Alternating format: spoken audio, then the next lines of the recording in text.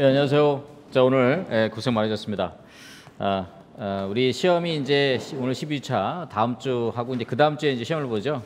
그래서 하여튼 여러분 학원에서 명단을 받아서 용문사 천년의 은행나무에 내일 제가 가서 기도 열심히 하고 오겠습니다. 자, 오늘 12주차 한번 보겠습니다. 이번에 이제 출제 가능성이 이제 매우 높은 쟁점 중에 하나가 이제 주거이전비죠. 주거이전비 쟁점이 굉장히 많습니다. 주거이전비. 오늘 이제 낸 거 말고도 주거이전비 쟁점들이 굉장히 많죠. 자, 주거이전비는 자, 공권이다, 공법상 권리다. 그래서 행정소송으로 다퉈야 된다. 이건 이제 기본 컨셉으로 나오는 거죠. 그 다음에 이제 출제가 된 게 뭐가 있어요? 자, 주거이전비 포기각서 이거 쓴 거 있죠? 강행규정, 강행법규 위반으로서 무효다. 그렇죠? 그래서 주거이전비 줘야 된다라고 하는 그런 쟁점이 있습니다. 그 다음에 이제 오늘 이제 내한 것처럼 이제 주거이전비 이거 이제 실무에서 나왔어요. 주거이전비 지급 대상자 판단. 그렇죠?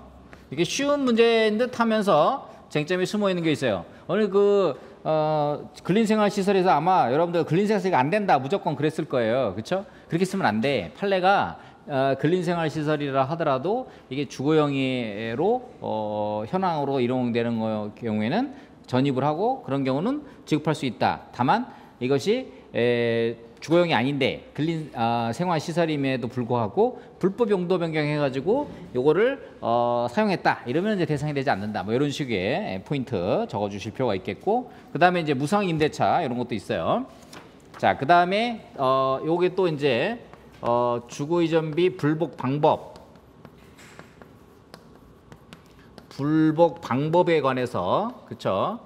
여기서는 이제 공권이익이나 행정소송 요건데, 요게 이제 두 가지 케이스가 있죠. 자, 사업인정 파트에서부터 그 다음에 재결에 이르기까지. 그러니까 재결이 나오기 전에 주거이전비 공고해가지고 지급을 하지 않았어요. 신청을 했는데 주거이전 안 했어요.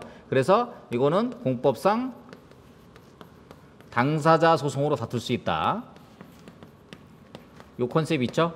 그 다음에 재결이 나왔어요. 재결이 나왔는데, 자, 증액을 요구하는 경우에는 85조 제2항 보증소로 다툰다. 그렇죠? 요거 컨셉. 그 다음에 거부나 제외를 했을 때 85조 1항 취소 소송으로 다툰다. 그렇죠? 요거 컨셉이 있습니다. 자, 그 다음에 또 뭐가 있어요? 자, 주거이전비가 협의 단계에서는 동시행 관계다. 여기 처음 나왔어요. 동시행 관계, 우리가 그 문장 있는 게 어디 있어요? 환매권 관련돼서 동시행 관계에 관련된 그런 판례가 있습니다. 동시행 관계에 있다. 동시행 관계 아니다. 환매권은 그게 아니다. 이런 판례고, 이거는 동시행 관계에 해당된다라고 하는 거죠. 자, 재결 나온다 그러면 주거이전비 지급 의무는 선이행 의무다. 선이행 의무. 그래서 뒤에 있는 판례들 많이 나왔는데, 이 재결에서 선이행 의무를 이행하지 않았을 때 부당이득이라든지 이거 해당 안 되고, 손배 책임 이거 인정되지 않는다. 이런 판례들이 주류를 이루고 있어요. 그렇죠? 자, 그 다음에 주거이전비를 지급하지 않아가지고 명도 의무를 이행하지 않았어요. 자, 명도 의무를 이행하지 않았어요. 그래가지고 벌금 20만 원 나왔습니다. 벌금 20만 원, 요거 무죄다. 이렇게 나온 판례가 있죠. 이거 처벌해서는 안 된다라고 하는 거. 그 다음에 이제 최근 판례가 또 하나가 뭐가 있냐면은 주거이전비 관련돼서 자, 계속 이게 버티가 선이행 의무에서 부당이득 안 된다. 그러니까 계속 버티고 그러니까, 자, 사업 시행자 입장에서 주거이전비를 공탁했을 때, 지급 또는 공탁했을 때, 이거는 그 이후에 인도 청구를 할 수 있다. 그렇죠? 이렇게 보통 우리가 공탁 관련된 거는 우리 이제 재결 관련돼서 보통 하는데, 주거이전비에 대한 공탁을 인정했습니다. 대법원 판례가. 그렇죠? 자, 이렇게 해가지고 이제 이런 이제 주요 컨셉인데, 자, 오늘 나온 문제에서는 이제 쉬운 쟁점으로 해서 이제 주거의존비 관련된 공권이고 이제 행정소송이다. 주거의존비에 대한 법적 성격이라든가 이건 기본적으로 여러분들이 알아야 될 부분이고요.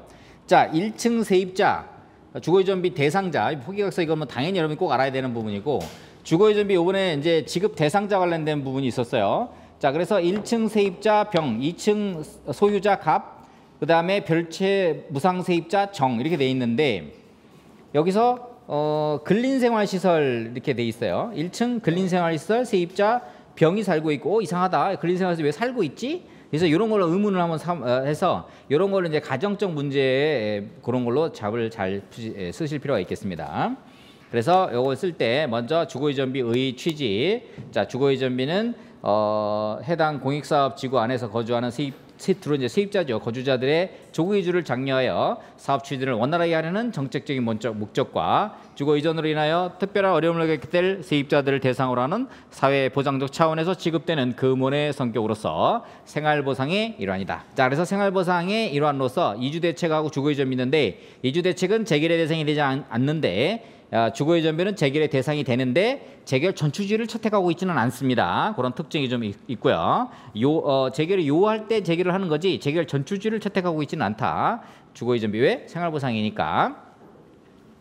자, 그래서 시행규칙 54조 1항 이거 소유자 2개월치 주는 건 여러분들이 보시면 되겠고, 3페이지에 세입자 2항은 사실 이게 이제 주거의존비 요건 판단하는 데 있어서 조항을 주지 않을 수도 있어요. 그러니까 그 조항은 외워두시기 바랍니다. 공익사업 시행으로 인하여 이주하게 되는 주거용 건축물 세입자, 무상으로 사용하는 거주자 포함, 그래서 사업인정 고시일 등 당시 또는 공익사업을 위한 관계법령에 따른 고시 등이 있은 당시 해당 공익사업지구 안에서 3개월 이상 거주한 자에 대해서는 가구원수에 따라 4개월분, 현광패 4개월분의 주거의존비를 보상해야 된다. 다만 무허가 건축물에 입주한 세입자로서 조금 어렵게 나오면 이제 무허가 건축물로 해가지고 무허가 건축물에 세입자 이렇게 해가지고 이렇게 어렵게 나올 수 있죠. 사업인정 고시일 등 당시 또는 공익사업을 위한 관계법령에 고시 등이 있은 당시 공익사업지구 안에서 1년 이상 거주한 세입자에 대해서는 본문에 따라 주거의존비를 보상하여야 한다. 이렇게 되어 있습니다.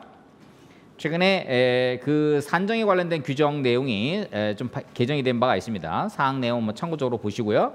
자, 그 다음에 뒤에 주거의존비 그 지급 대상 기준일에 대해서는 우리 정비계획 관련돼서는 공람 공고일 당시 이렇게 기준을 하고 있죠. 그래서 요거는 이제 사업 시행자가 정하는 데 있어서 뭐 존중되어야 된다는 판례가 있습니다. 주거의존비 대상자 요건, 소유자, 세입자, 특히 이제 세입자의 요건 정확하게 여러분들 잘 받으실 필요가 있겠고, 그 다음에 여기 이제 계속 거주 요건도 가지고 있습니다. 거주 요건도 가지고 있고, 그 다음 판례 보면은 5페이지 보면은 이게 무건축물 세입자다. 주거용이 아닌 불법 용도 변경하거나 이렇게 되면은 주거용으로 보상 이전비 대상이 되지 않는다. 이런 내용들도 참고하시면 되겠고요. 6페이지 보면 무상 세입자의 경우에도 어떻게 된다?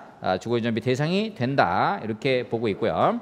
주거 건축물의 공부상 용도와 실제 주거용으로 사용되고 있는 여부에 따라 결정된다는 하급심 판례들이 많이 있습니다. 그래서 이게 그 주거용 건축물에 대한 판단은 실제 그 공부상 용도와 관계없이 실제 주거용으로 사용되는지 여부에 따라 판단해야 된다. 그리고 그 사용 목적, 건물의 구조 형태, 이용 관계에 따른 그리고 일상생활을 영위하는지 여부 등을 아울러 한목적적으로 결정해야 한다라고 판시하고 있습니다. 그래서 오늘 그 주거이전비에서 근린생활시설이라는 문장을 넣었을 때 여러분들이 이런 그 판례 문장을 정확하게 외우셨다가 기재를 하실 필요가 있겠습니다. 주거이전비 산정 방법이 최근에 시행규칙 54조 사항이 좀 개정이 됐죠. 이 내용 한번 읽어보시면 될 것 같고요.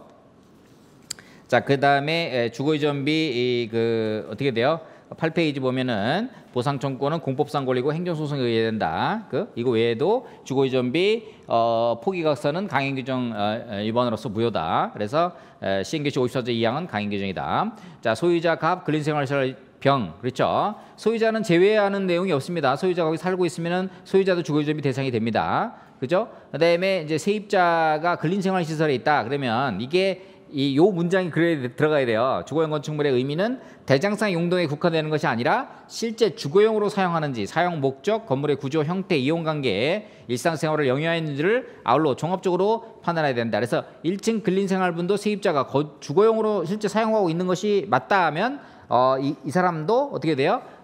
주거유지비 대상이 되는데, 만약에 이러한 용도에 있어서 근린생활 시설이잖아요. 이거를 불법으로 주거용으로 용도 변경해서 살고 있다. 그러면 주거유지비 지급 대상에서 제외될 수 있다. 이 부분을 보고 싶어서 낸 것이 되겠습니다. 무조건 그냥 근린생활시설이다, 이거 안 된다, 이런 식으로 하지 말고 이제 그런 이제 판례 유형도 여러분들이 뉘앙스를 잘 보시면 좋을 것 같고, 별채 무상세입자, 자 판례가 있죠. 무상세입자의 경우에도 그 조기 이주 장려를 위해서 사회보장적 차원에서 지급하는 것이기 때문에 무상세입자의 정의 경우에도 주거유지비 보상 대상자가 된다라고 하는 이 판례 내용 언급해 주시면 되겠습니다. 자, 주거유지비랑 같이 세트 플레이로 나올 수 있는 게, 전에 기출문제로 나왔던 게 뭐가 나왔냐면 사실상 사도가 나왔어요. 그렇죠? 사실상 사도에서 여러분들이 꼭 알아야 될 게 뭐예요? 자, 재, 건, 조 네 가지 하고, 그 다음에 자기 편의를 스스로 설치한 도로 타인의 통행을 제한할 수 없는 두 가지 해석, 요거 암기하는 거, 요거 그렇죠? 세트 플레이로 기술 문제에서 주거유지비하고 사실상사도가 함께 나온 적이 있었습니다. 사실상사도에서 지금 요거하고 두 가지 해석은 지금 요새 번갈아 가면서 나오고 있어요. 자기 편의를 설치한 도로 타인의 통행을 제한할 수 없는 도로에 대한 해석, 요것도 꼭 좀 기억해 두시도록 하고요. 자, 그 다음에 대집행, 자 대집행 관련돼서 이게 나온 지가 꽤 됐습니다. 그렇죠? 대집행 나온 지 꽤 됐죠? 그래서 대집행은 이번에 행정기본법에도 그 개념이 정확하게 지금 8페이지 보면은 대집행의 개념은 행정기본법 제30조 제1항 1호에 들어가 있는 대집행의 개념입니다. 자, 의무자가 행정상 의무로서 타인 대신에 행할 수 있는 의무, 이게 대체적 자격 의무죠. 이행하지 아니하는 경우 법률로 정하는 다른 수단으로는 그 이행을 확보하기 곤란하고, 그 불이행을 방치하면 공익을 크게 해칠 것으로 인정될 때에 행정청이 의무자가 해야 할 행위를 스스로 하거나 제3자에게 하고 그 비용을 의무자로부터 징수하는 것을 말한다. 즉 공법상 대체적 자격의 불이행 시 행정청이 의무를 스스로 해강하거나 제3자로 하여금 행하게 하고 의무자로부터 비용을 징수하는 것으로 토지보상법 제89조에서 규정하고 있다. 이는 공익사업의 원활한 순행을 위한 제도적 취지로 인정된다. 30조 1항 1호 이 내용 보시면 되겠고, 그 다음에 이제 토지보상법에서는 이완공 이렇게 규정을 하고 있고요. 대집행법 제2에서는 대다방 이 내용이 있습니다. 토지보상법 제89조 이 법 또는 이 법에 따른 처분이나 의무를 이행할 자가 그 정해진 기간 내에 의무를 이행하지 아니하거나 완료하기 어려운 경우 또는 그러하여 그 의무를 이행하게 하는 것이 현재의 공익을 해친다고 인정되는 사유가 있는 경우에는 사업시행자는 시도지사나 시정구수청장에게 행정대집행에서 정하는 바에 따라 대집행을 신청할 수 있다. 이 경우 신청을 받은 시도지사나 시정구수청장은 정당한 사유가 없으면 이에 따라야 된다. 자, 이 항에서 사업시행자가 국가나 지자체인 경우는 제1항에도 불구하고 행정대집행법에 정하는 바에 따라 직접 대집행할 수 있도록 하고 있고요. 3항에서 인권침해 방지 노력 규정이죠. 사업시행자가 제1항에 따라 대집행을 신청하거나 제2항에 따라 직접 대집행하려는 경우에는 국가나 지방자치단체는 의무를 이행할 자를 보호하기 위하여 노력해야 된다. 자, 인권침해 방지 노력 규정이 의무 이행자 보호를 위한 노력을 해라라는 내용이 있고요. 그래서 대집행법 2조는 대다방. 그래서 우리가 토지보상법이 약간 특별법적 성격을 갖고 있잖아요. 그래서 완료하기 어려운 경우가 하나 추가되어 있습니다. 그래서 89조를 먼저 썼고, 대집행법 2조의 1번법이잖아요. 그래서 대다방, 대체적 자기임의 불이행 시 다른 수단으로 그 이행 확보가 곤란하고 불이행을 방치하면 심의 공익을 해야 하는 경우, 그렇죠? 그래서 이렇게 1번법인 내용을 이제 뒤에다 놓습니다. 그래서 1번법에 해당되면, 대다방에 해당되면 모두 대집행의 대상이 되는 거죠. 그 다음에 인권침해 방지 노력 규정 89조 3항 신설한 내용 간략히 언급해주고요. 대집행 절차, 개통, 실, 비용 징수 4단계를 절차를 걷는다. 자, 철거 의무 부담 약정이 대집행의 대상이야. 아예 그냥 딱 판례가 있습니다. 2006도 7096에서 이 두 판례는 옆에 사람의 신체로 점유를 수반하는 경우 이 판례에서도 응용이 될 수 있겠습니다.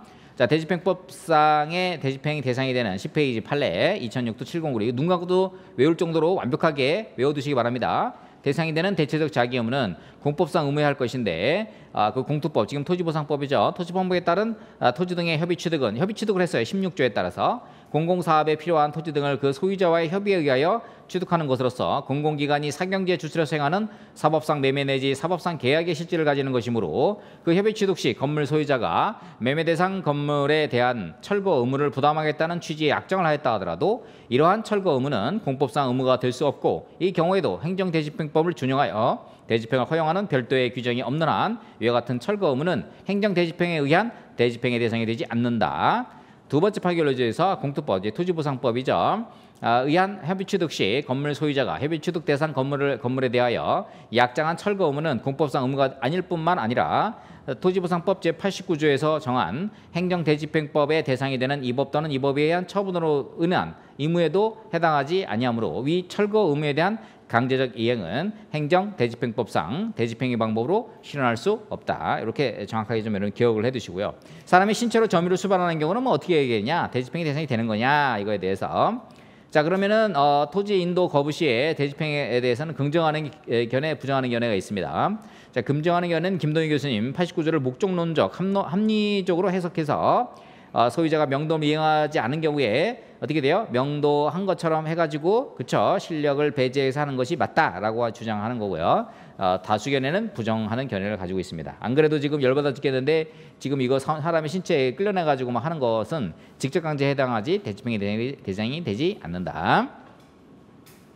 자, 이 대법원 판례에서는 명도는 그것을 강제로 실현하면서 직접적인 실력 행사가 필요한 것이지 대체적 자격을 볼 수 없다. 그렇죠? 이런 2004-2809 판결이 있고요. 16조 철거 약정한 거 좀 전에 읽어봤죠? 이러한 철거 의무는 행정대집행의 대상이 되지 않는다. 2006도 7096 이런 판례가 있어서요. 사람이 신체로 점유를 수반하는 경우에는 비대체적 자격 의무이기 때문에 89조에서 이야기하는 이 법 또는 이 법에 따른 처분이나 의무에도 해당되지 않기 때문에 대집행의 대상이 되지 않는다. 이렇게 보시면 되겠습니다.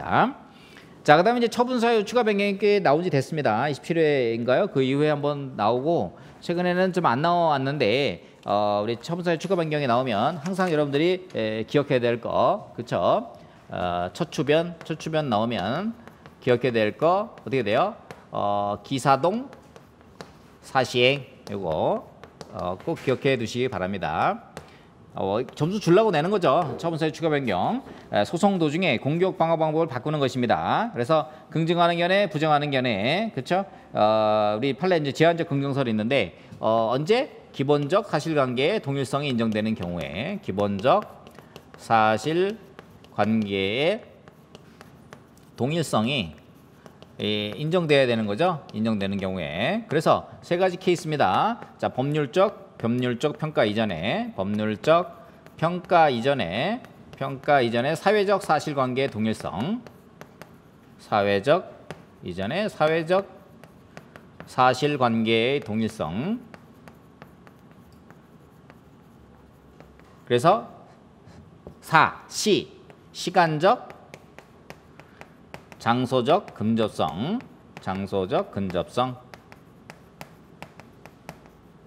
자, 세 번째 행위의 태양, 결과의 동일성.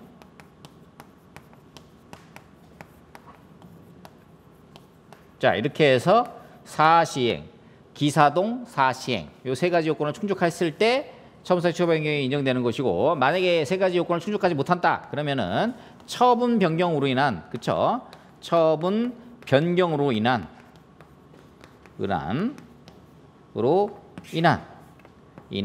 소의 변경, 그쵸? 소의 변경을 해야 된다. 소의 변경에는 소송 자체의 변경, 처분 변경으로 인한 소의 변경이 있죠? 처분 변경으로 인한 소의 변경을 해야 된다. 그래서 그 내용을 정확히 여러분 기억을 해두시면 되겠습니다. 자, 12페이지 보시면은 여기서 기본적 사실관계 동일성 요문은 처분 사유를 법률적으로 평가하기 전에 구체적 사실에 착안하여 그 기초인 사회적 사실관계가 기본적인 점에서 동일한지 여부에 따라 결정되며 추가 또는 변경된 사유가 처분 당시에 그 사유를 명기하지 않을 뿐 아니라 이미 존재하고 있었고 당사자도 그 사실을 알고 있었다 하여 당초의 처분서와 동일성이 있는 것이라고는 할 수 없다. 이거에서 이제 몇 개의 판례가 있어요. 동일하다, 동일하지 않다, 기본 사유가 상이하다라는 판례들이 있으니까 참고적으로 보시면 되겠고, 그래서 13페이지 보면 기본적 사실관계의 동일성 포석 목차죠. 첫 번째 법률적 평가 이전의 사회적 사실관계의 동일성, 두 번째 시간적 성적 근접성, 세 번째 행위의 태양과 결과의 동일성. 그렇죠? 이런 거를 세 가지 요 모토 속에서 싹 이렇게 포섭하는 방식으로 답안을 기재를 하시면 좋을 것 같습니다. 우리 대법원 판례로 해서 우리 시험에서 나온 이주대책 관련된 대법원 판례가 있죠. 2011도 28301 요 판례로 해서 사안을 여러분들이 포섭해서 답안을 적어주시면 되겠습니다.